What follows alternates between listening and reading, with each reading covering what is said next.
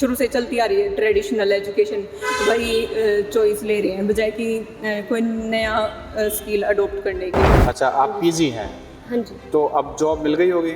No sir, अभी तक तो नहीं मिली क्योंकि वही सर एम्प्लॉयमेंट इशू। 4 बार नेट कर रखा है और नौकरी नहीं मिली है। दूर दूर तक अभी उम्मीद भी नहीं है सर, क्योंकि एचपीएससी का वेट करें कि वैकेंसी लेके आएंगे। जैसे पहले ये होता था कि आप इनोसेंट अंटिल प्रूवन गिल्टी, लेकिन अब क्या है, unless you proved innocent you are guilty. अगर यूथ की बात करें तो शायद प्लस पॉइंट बीजेपी के रूप में देखें तो मुझे नहीं लगता कुछ ऐसा यूथ को मिला है। मोबाइल नंबर भी गलत कर रखे हैं। जैसे मुझे फॉर्म अप्लाई करना है, उसमें कह के ओटीपी जाएगा। अब ओटीपी जिस नंबर पे जा रहा है वो नंबर हमारा नहीं है। अब किससे हम ओटीपी मांगे, कहाँ ठीक करवाएं? किसी के पास जाओ तो हमें नहीं पता सर। आप वहाँ जाओ, वहाँ जाके ठीक करवाओ, कहाँ कहाँ घूमे सर। नमस्कार, मेरा नाम है सत सिंह और अभी मैं महर्षि दयानंद यूनिवर्सिटी में हूँ। इलेक्शंस जोरों पर है और ऐसे समय में जो सबसे ज़्यादा इम्पोर्टेंट जिसकी राय महत्व देती है वो है हमारे छात्र, और छात्रों में भी महिलाएं छात्र हैं। तो मैं यूनिवर्सिटी में कुछ लड़कियां हैं जो कि पढ़ी लिखी लग रही हैं और मुझे लगता है किसी ना किसी कोर्स की स्टूडेंट होंगी। इनसे बात करते हैं कि इनके मुद्दे क्या हैं और ये क्या चाहती हैं, क्योंकि 25 तारीख को हरियाणा में वोटिंग है और यूथ का मूड क्या कह रहा है। हाँ जी, आपका नाम क्या है? कोई सर शांति। शांति, आप किस चीज़ का स्टूडेंट हैं? सर मैंने मास्टर्स की थी यूनिवर्सिटी से 2019 में। अच्छा, आप रोहतक के रहने वाले हैं? बोर्ड से। अच्छा, बोर गांव से। तो आपको क्या लग रहा है कि मुद्दे आपको लग रहा है इस बार गायब हैं या सब इतना परेशान है कि कोई बोल नहीं रहा है 25 तारीख को ही कुछ ना कुछ बड़ा करेंगे? सर एक्चुअली कोशिश तो हो रही थी कि मुद्दे गायब हो जाएं, पर जो लग रहा है ना कि यूथ भूला नहीं है उन मुद्दों को।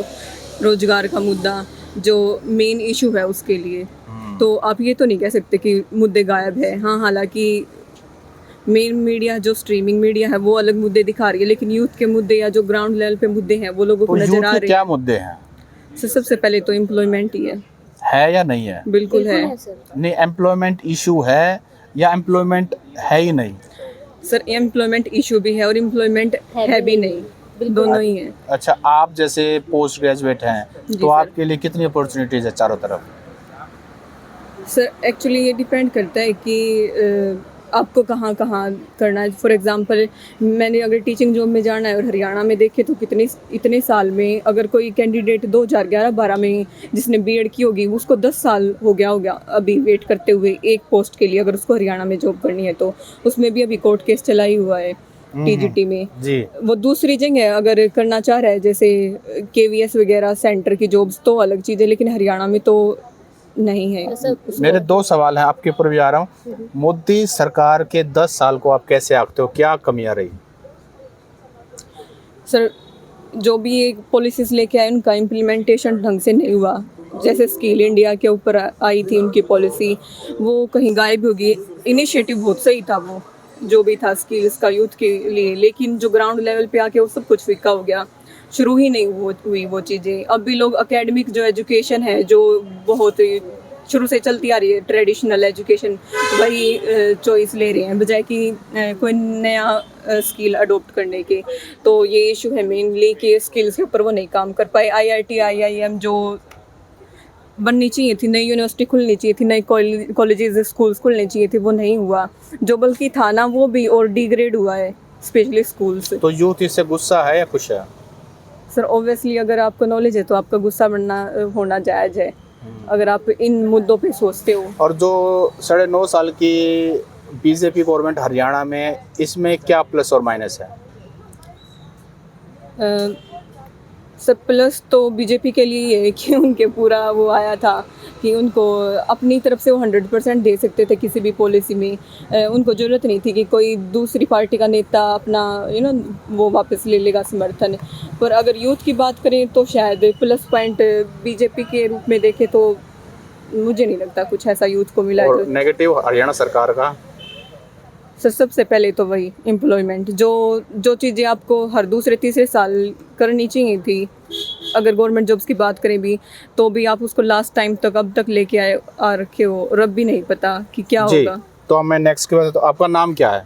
सर मेरा नाम दीप्ति है। दीप्ति जी, आप हाँ जी। किस कोर्स के स्टूडेंट हैं? सर मैं इंग्लिश लिटरेचर की स्टूडेंट हूँ और मैंने एमए किया हुआ है। अच्छा, आप पीजी हैं, हाँ जी। तो अब जॉब मिल गई होगी? नो सर, अभी तक तो नहीं मिली, क्योंकि वही सर एम्प्लॉयमेंट इशू। अच्छा, ये सभी का एक ही इशू। बिल्कुल है सर। जो 10 साल की मोदी सरकार के प्लस माइनस बताइए यूथ के हिसाब से। सर वही बात है कि ग्राउंड लेवल पे जो जैसे मैंने कॉम्पिटेटिव एग्जाम्स दिए हैं और मैंने हरियाणा जीके भी पढ़ी है, उसमें सर इतनी स्कीम्स है, सिर्फ हरियाणा की अगर हम बात करें इतनी स्कीम्स है सर उसमें, और सर उनका मतलब वो सक्सेसफुल नहीं है ग्राउंड लेवल पे, बेस लेवल पे बिल्कुल भी उनका कोई काम नहीं हुआ है जो होना चाहिए था। अगर वो होती तो एक बहुत अच्छा फ्यूचर वो रहता, लेकिन सर ऐसा बिल्कुल भी नहीं हुआ। और सर प्लस माइनस की तो ओके, हर चीज़ के सर प्राइसेस भी बढ़े हैं, काफ़ी महंगाई बढ़ी है। बिल्कुल महंगाई बढ़ी है सर। और हरियाणा सरकार के प्लस माइनस, तो यहाँ भी बीजेपी की सरकार है, डबल इंजन की सरकार है, बिल्कुल तो ये नीचे वाला डिब्बा कैसा है इंजन? सर, ये बिल्कुल सेम सर वही है सर। यहाँ पे ऐसा बोला गया है सर, जो हरियाणा है वो नंबर 1 पे है अनएम्प्लॉयमेंट के केस में।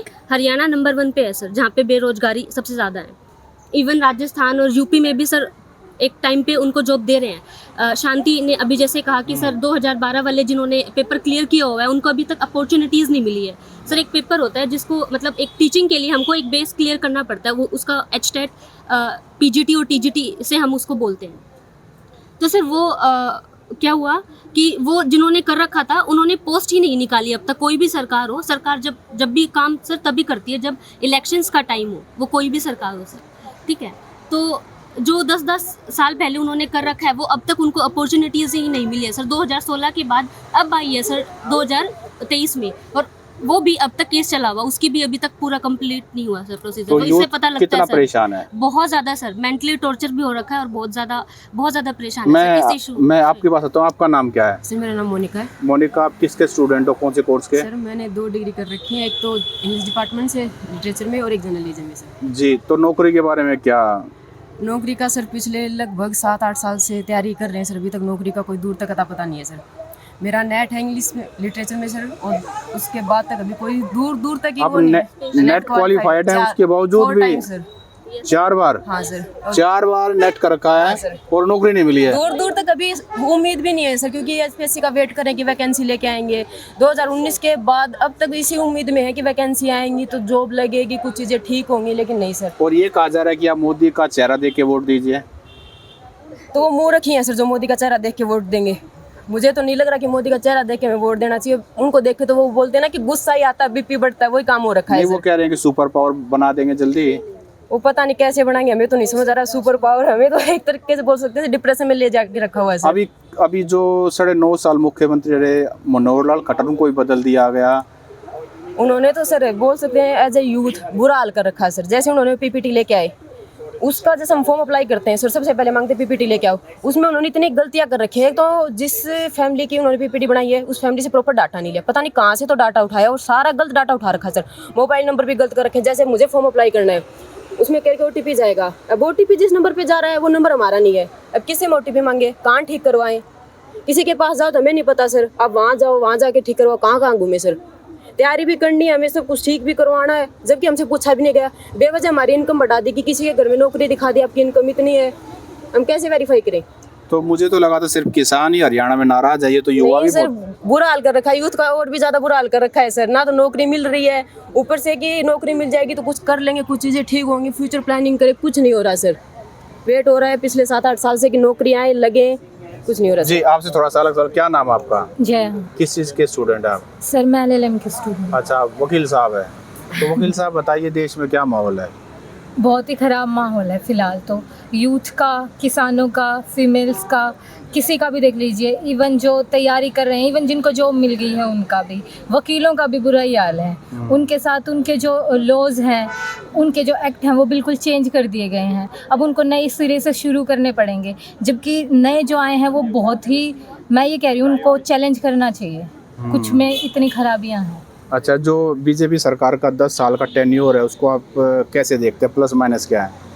सर जैसे मैं बता रही हूँ, अभी जो मोनिका बता रही थी फैमिली आईडी और इनकम का, मैंने इंटर्नशिप किया कोर्ट में 6 महीने। मैं जब जाती थी तो मेरे को यही बोलते थे कि यहाँ तहसील में जाके ये पूछ लेना, हमारी इनकम में ये, हमारी इनकम में वो। बहुत ज़्यादा केसेस ऐसे हुए थे। मैं खुद गई हूँ, वो खुद ये बोल रहे कि पोर्टल यही उठा रहा है। उसमें एक क्राइटेरिया सा सेट कर दिया गया है कि वो 2.5 लाख तक ही दिखाएगा, बेशक आपकी 80,000 हो या 1,000 हो। और इसके लिए मैंने उनसे पूछा कि जैसे मैं हूँ, मैं अब मेरे मान लो मेरे पेरेंट्स हैं, उनकी जॉब है, वो मुझे नहीं दे रहे फीस वगैरह या जो भी है, तो क्या मैं मेरे भाई या जो मैं सेपरेट आईडी बनवा सकती हूँ? तो मैं नहीं बनवा सकती। एक कांग्रेस बहुत शोर मचा रही है कि अगर बीजेपी आ गई तो संविधान बदल दी, क्या ये सच लग रहा है? सर कह नहीं सकते, ये तो संविधान का तो नहीं कह सकते, लेकिन हाँ मेजर जो एक्ट हैं वो चेंज हुए हैं। CRPC, IPC, evidence, money laundering है, उसमें ऐसे ऐसे प्रोविज़न किए गए हैं। जैसे पहले ये होता था कि आप इनोसेंट अंटिल प्रूवन गिल्टी, लेकिन अब क्या है, unless you proved innocent you are guilty. ये कौन से सेक्शन में बदला है? ये CRPC में। अच्छा। और ये मनी लॉन्ड्रिंग में जो केजरीवाल जो है, अरविंद केजरीवाल हाँ, दिल्ली के चीफ मिनिस्टर हैं, इसी की वजह से नहीं हो पा रहा। दूसरा जो CRPC है वो एक प्रोसीजरल कोड है, और उसका अभी जो नाम है वो उसका नाम रखा गया है न्यायिक सुरक्षा संहिता। वो सुरक्षा के लिए नहीं है, वो प्रोसीजरल है। तो आप जो पहले जो प्रोसीजर थे, बेल प्रोविज़न थे, वो इतने अच्छे हैं नहीं। अब आपको इजीली बेल नहीं मिल सकती। हर चीज़ के लिए आपको, जैसे पब्लिक सर्वेंट से रिलेटेड कुछ ऐसे प्रोविज़न चेंज किए गए हैं कि पहले आप किसी सरकारी ऑफिस में जाके आप घुस सकते थे, अगर आपको नहीं आने दे रहे तो आप फोर्सफुली जाके बात कर सकते थे कि ये नहीं हो रहा। अब आप उसके लिए भी अरेस्ट किए जा सकते। जी, तो ये हमारे कुछ युवा थे और महिलाएं थी, और मैंने तो छोटा सा सवाल पूछा था और उन्होंने इतने बड़े बड़े आंसर दिए हैं।